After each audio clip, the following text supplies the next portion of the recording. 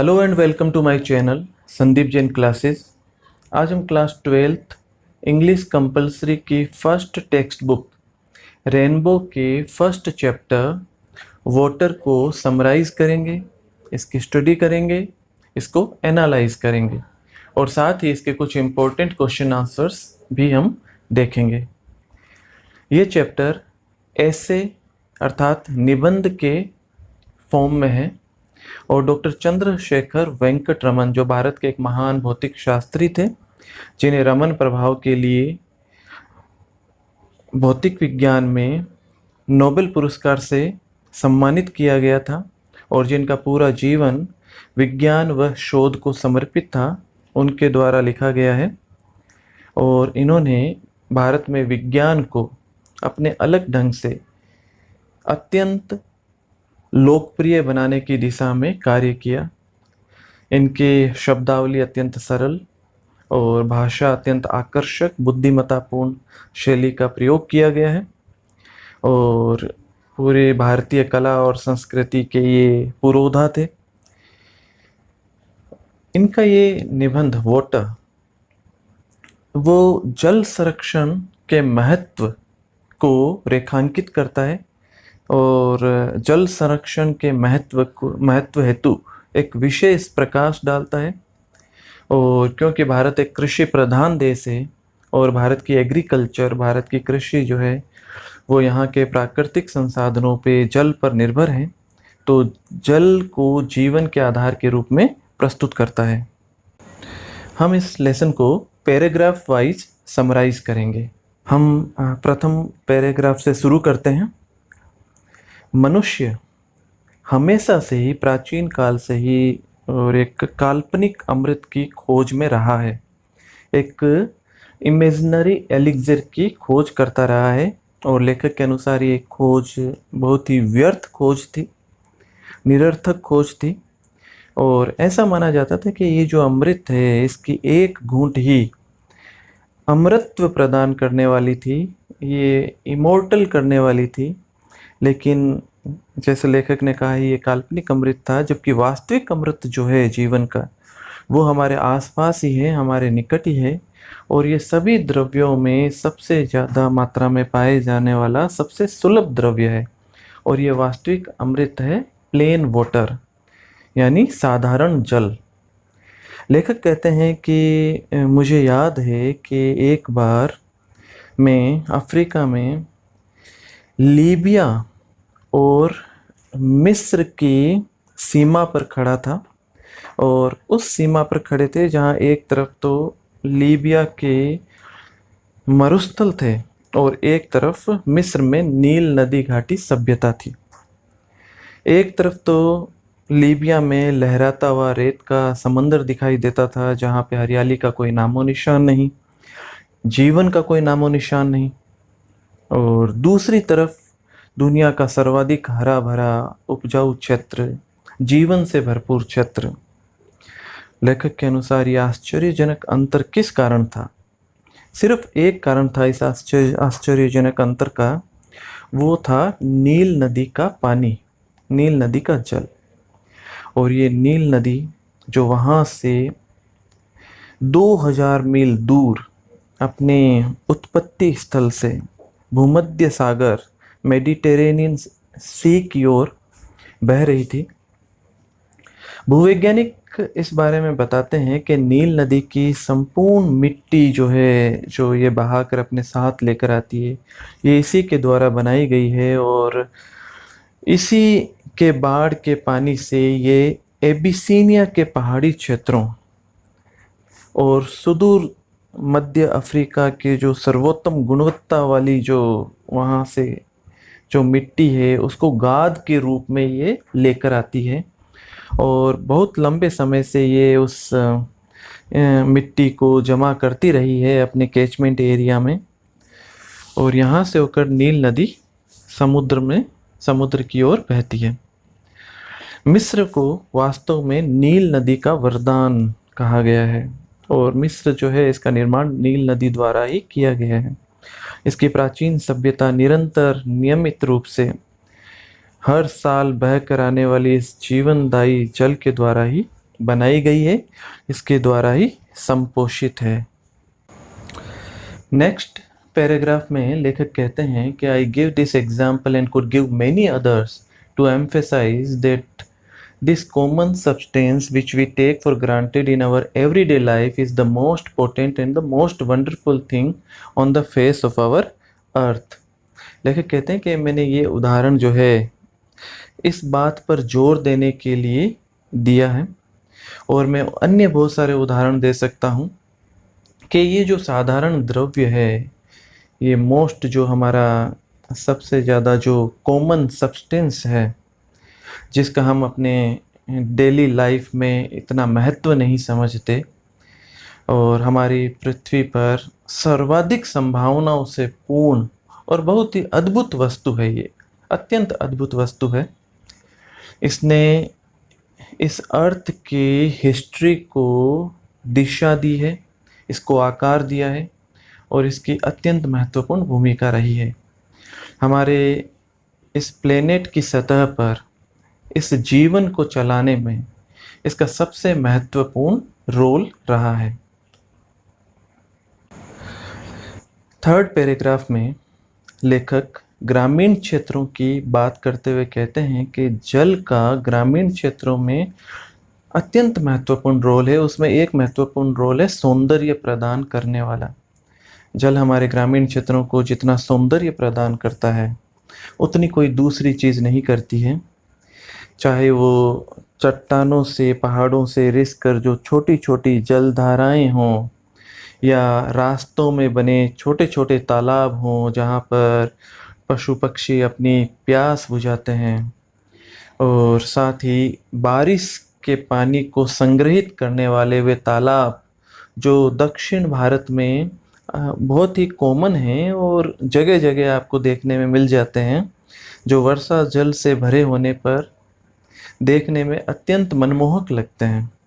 लेकिन लेखक के अनुसार ये बड़े दुख की बात है कि वो छिछले होते जा रहे हैं, उनकी गहराई कम होती जा रही है, और पानी जो है उसमें अब मटमैला होता जाता है, तल दिखाई नहीं देता है।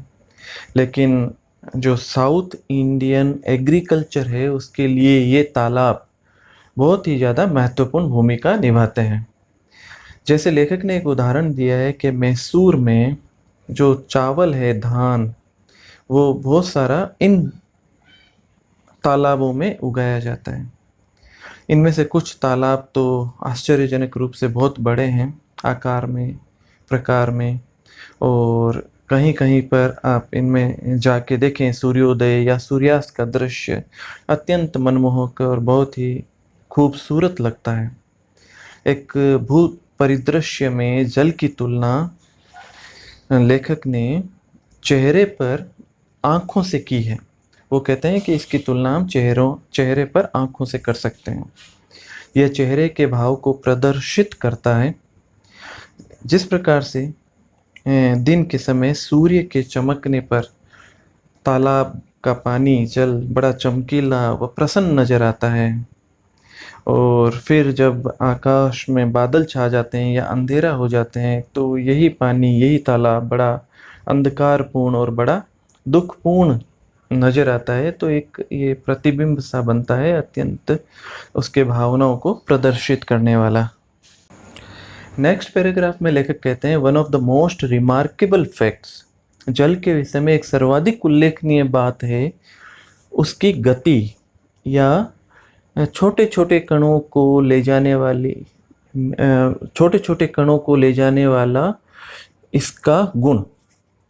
तो इसमें एक विशिष्ट शक्ति होती है जो मिट्टी के छोटे छोटे कणों को एक स्थान से बहाकर दूसरे स्थान पर ले जाती है। बारिश के जल से भरने वाले तालाब के जल के एक विशिष्ट रंग का मूल कारण भी यही होता है। जलग्रहण क्षेत्र में, जहाँ से जल का जो कैचमेंट एरिया है, उस क्षेत्र में से मिट्टी की प्रकृति के अनुसार ये रंग अलग अलग प्रकार का होता है, बदलता रहता है, और बारिश के तुरंत बाद बहकर आने वाले जल में तो ये बहुत ही स्पष्ट नज़र आता है।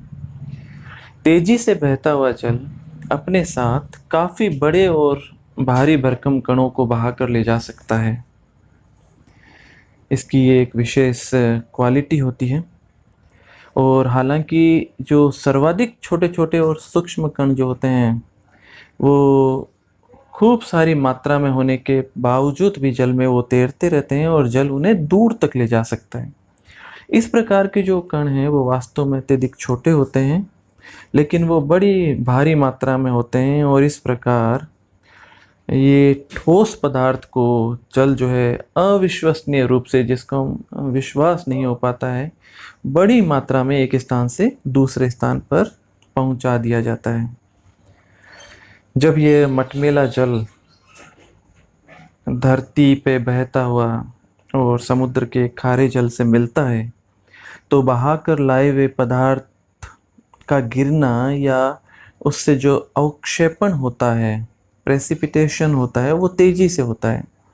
और यह आप आसानी से तब देख सकते हैं, लेखक कहते हैं कि जब कोई वहाँ पर स्टीमर बोट के द्वारा बड़ी नदी से गहरे समुद्र की ओर जब हम यात्रा करें तो वहाँ से हम देख सकते हैं कि जल का रंग निरंतर परिवर्तित होता है। मटमैले लाल या गाद के भूरे रंग से ये पीला हो जाता है, फिर हरा हो जाता है, हरे में भी अलग अलग तरह के शेड्स नज़र आते हैं और अंत में गहरे समुद्र में नीले रंग में बदल जाता है। जलोढ़ क्षेत्रों में मिट्टी के परीक्षण से ये स्पष्ट होता है कि जल द्वारा बहाकर लाई गई ये जो मिट्टी है, इसके जमा होने पर बड़े बड़े भूखंड निर्मित हुए हैं, भूमि के खंड निर्मित हुए हैं। और ऐसे भूखंड जो हैं वो बहुत ही उपजाऊ होते हैं, जो सूक्ष्म पदार्थों से, उपजाऊ मिट्टी से बने हुए होते हैं, ये प्राय बहुत उपजाऊ होते हैं। अगले पैराग्राफ में जियोलॉजिकल प्रोसेसेस के संबंध में लेखक कहते हैं कि उन भूगर्भीय प्रक्रियाओं, जियोलॉजिकल प्रोसेस में जल के प्रवाह की एक बहुत ही लाभदायक भूमिका रही है और बड़ी भूमिका रही है, जिनके द्वारा भूगर्भीय चट्टानों से पृथ्वी की सतह पर मिट्टी का निर्माण हुआ है। मिट्टी के निर्माण में एक युग लगा और इसमें जल की महती भूमिका है। हालांकि यही जो माध्यम है, जल का जो प्रवाह है, यही तरीका अगर इस पर समुचित स्थितियों पे और ये कंट्रोल में अगर न रहे तो इसके कुछ नकारात्मक असर भी होते हैं। जैसे कि समुचित स्थितियों में विनाशकारी भूमिका भी ये निभा सकता है और मिट्टी को बहा कर भी ले जा सकता है, खासकर जो उपजाऊ मिट्टी है उसको। और ऐसी मिट्टी जो संपूर्ण कृषि का आधार है, यदि इस स्थिति को बिना रोके टोके और आगे बढ़ने दिया जाए तो देश के, पृथ्वी के जीवन पर इसके सर्वाधिक विनाशकारी प्रभाव हो सकते हैं, खासकर हमारे देश पर। अलग अलग देशों में और विशेष रूप से भारत के बहुत सारे भागों में भूकटाव या मृदा अपरदन की समस्या एक गंभीर समस्या है। वे स्थितियां जिसमें यह मृदा अपरदन होता है, उसे रोकने के उपाय सर्वाधिक गहन अध्ययन के योग्य है, गहन अध्ययन का विषय है। भूकटाव एक के बाद एक कई चरणों में होता है और जिसमें से सबसे प्रारंभिक चरण पर किसी का भी ध्यान आसानी से नहीं जाता है। बाद के चरणों में मिट्टी का कटाव होना, बह जाना, गहरी नालियों का निर्माण हो जाना, गड्ढों आदि के रूप में दृश्यमान होना, वो अत्यंत दुखपूर्ण रूप से स्पष्ट नज़र आता है। ये नालियाँ और गड्ढे जो हैं ये वहाँ पर खेतीबाड़ी को असंभव बना देते हैं। अत्यधिक भारी वर्षा की अचानक तेज बौछारें और जिसके परिणाम स्वरूप आज की आवश्यकता से अधिक सारा जल बह जाता है। वर्तमान में जितना जल चाहिए उसके अलावा सारा जल तेजी से बहता है और यह भूकटाव का मुख्य कारण बन जाता है। इसके सहायक अन्य भी कारण हैं, जैसे भूमि का ढलान कितना है, ढलान ज़्यादा होगा तो जल का बहाव तेज होगा, कटाव ज़्यादा होगा। वनस्पति रूपी सुरक्षात्मक आवरण कितना है, वो अगर हट जाता है, पेड़ पौधे काट दिए जाते हैं तो भूमि का कटाव ज़्यादा होगा। भूमि पर बनी लकीरों का अस्तित्व जिनसे होकर जल तेजी से गति पकड़ता हुआ बह जाता है, उसका भी प्रभाव होता है और इस प्रकार के बहाव पर किसी रोग का अभाव होना, वो भी कटाव में सहायक बन जाता है। यदि ऐसी स्थितियां बनी रहे तो ये बहुत दुखपूर्ण हो जाता है और बहुमूल्य मिट्टी जो है बड़ी मात्रा में बह जाती है। भू कटाव सफल कृषि के जारी रहने के सामने जो संकट उपस्थित करता है, वह भारत के बहुत सारे भागों में खतरे का सूचकांक है, जो बहुत जल्दी ध्यान देने और रोकथाम संबंधी गतिविधियों की मांग कर रहा है। भूमि को समतल करना, जल के तीव्र बहाव को रोकने के लिए बंधों का निर्माण करना, सीढ़ीदार खेती की प्रथा शुरू करना और समुचित प्रकार की वनस्पति उगाना, ये कुछ एक उपाय हैं जिनको हम कर सकते हैं, जो लेखक ने ये उपाय बताए हैं। ये स्पष्ट है कि जल के बहाव को जितना जल्दी हो सके रोक लेना ये उद्देश्य होना चाहिए, इससे पहले कि यह समस्या काफ़ी बढ़ जाए और विनाशकारी शक्ति ग्रहण कर ले। अगले पैराग्राफ में लेखक कहते हैं कि water is the basis of life. जल जीवन का आधार है और प्रत्येक जीव, प्रत्येक पौधे के शरीर में ये स्वतंत्र रूप से या किसी कंपाउंड के रूप में काफ़ी मात्रा में पाया जाता है और कोई भी ऐसी जैविक गतिविधि नहीं है, फिजियोलॉजिकल एक्टिविटी नहीं है जो जल के बिना संभव हो।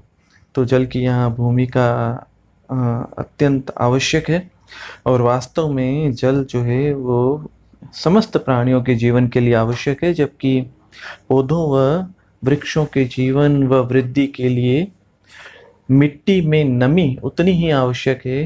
हालांकि विभिन्न प्रजातियों में अलग अलग मात्रा में और अलग अलग ढंग से इसकी आवश्यकता होती है।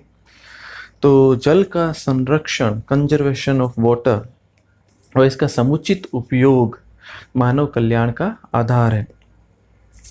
जैसे गहरे कुओं से प्राप्त जल के अतिरिक्त सभी मामलों में जल का जो सबसे प्रमुख स्रोत है वो है वर्षा या बर्फबारी। और भारतीय जो कृषि है अधिकांशतः ये मौसमी वर्षा पर, मानसून पर निर्भर है। इसलिए वर्षा की किसी भी प्रकार की अनुपस्थिति होने से या अनियमितता होने से बहुत ज़्यादा फर्क पड़ जाता है। ये अत्यंत संवेदनशील विषय है। भू कटाव हो जाना, अपर्याप्त या अनियमित वर्षा हो जाना, ये सब आपस में घनिष्ठ रूप से जुड़े हुए हैं।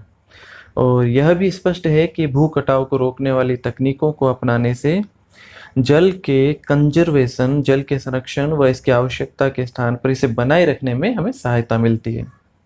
दूसरे शब्दों में मिट्टी के ऊपर तथा मिट्टी में जल को बनाए रखने में हमें सहायता मिलेगी। और इसीलिए इस प्रकार की तकनीकें डबल ऑब्जेक्ट्स को यानी दोहरे उद्देश्य को सिद्ध करती है। हालांकि ये स्पष्ट है कि एक ऐसे देश में जहाँ मात्र मौसमी वर्षा होती है, अधिकांशतः यहाँ मानसून में बारिश होती है, वर्षा जल की एक बहुत बड़ी मात्रा जो है वो ज़मीन के ऊपर ही बह के चली जाती है। तो इस जल का अगर हम किसी भांति संग्रहण व समुचित उपयोग कर पाएँ तो अत्यंत महत्वपूर्ण रहेगा।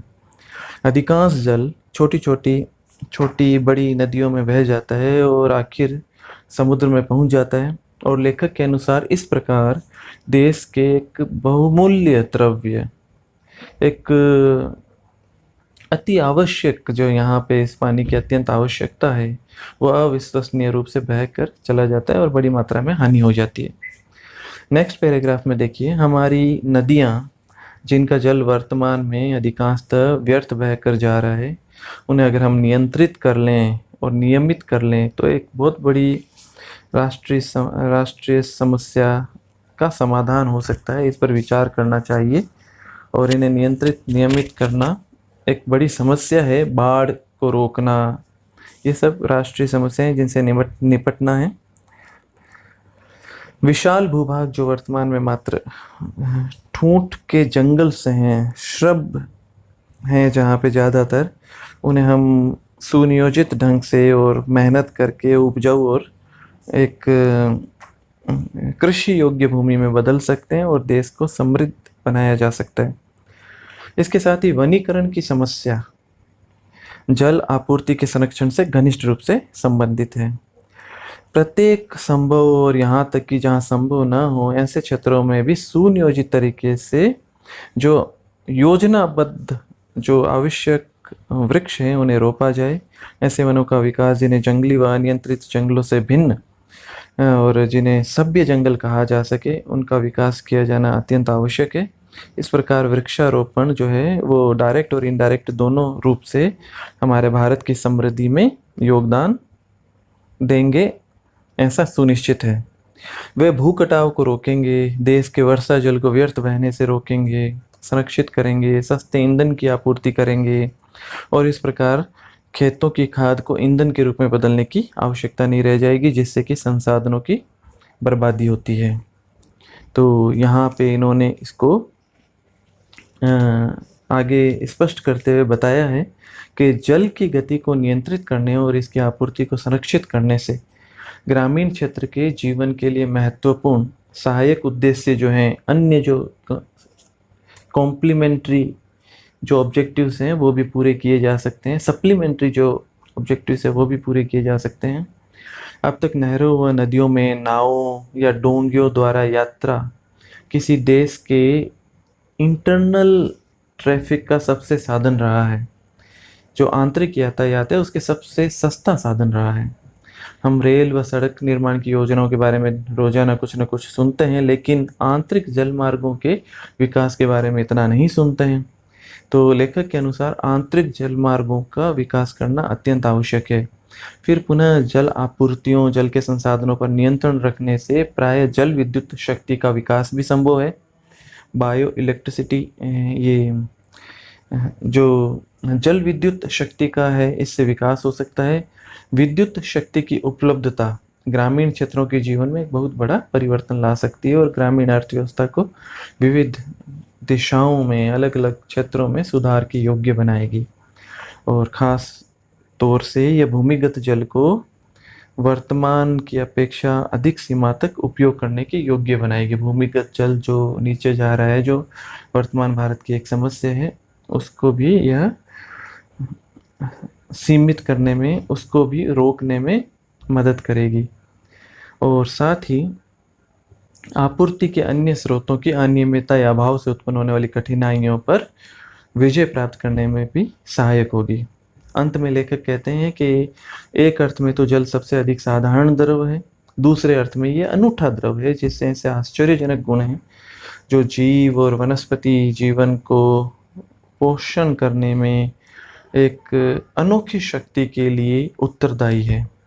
इसलिए जल के स्वभाव और इसके गुणों का विश्लेषण और अध्ययन करना सर्वोच्च वैज्ञानिक रुचि का विषय है। ज़्यादा से ज़्यादा हम इसके ऊपर अध्ययन करें, शोध करें और इसमें अब भी शोध की अपार संभावनाएं हैं। इसके ऊपर हम खूब सारा शोध कर सकते हैं। तो हमने प्रथम भाग में इसको समराइज करके और प्रत्येक पैराग्राफ वाइज इसको समझने का प्रयास किया है। इसका सेकंड भाग जल्द ही अपलोड करके हम लोग उसके अंदर इसके इम्पोर्टेंट क्वेश्चन आंसर्स और इसमें जो मुख्य जो इसका भाव है उसको समझने का प्रयास करेंगे। बहुत बहुत धन्यवाद।